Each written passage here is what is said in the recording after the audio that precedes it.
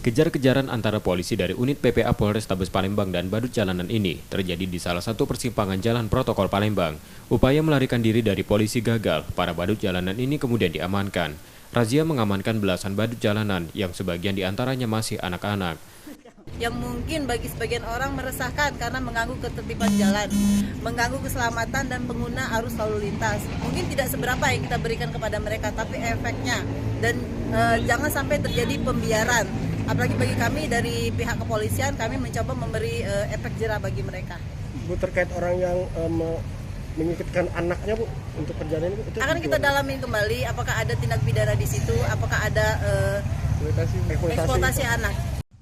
Setelah didata dan diberikan pengertian dan arah, mereka yang diamankan kemudian dilepas.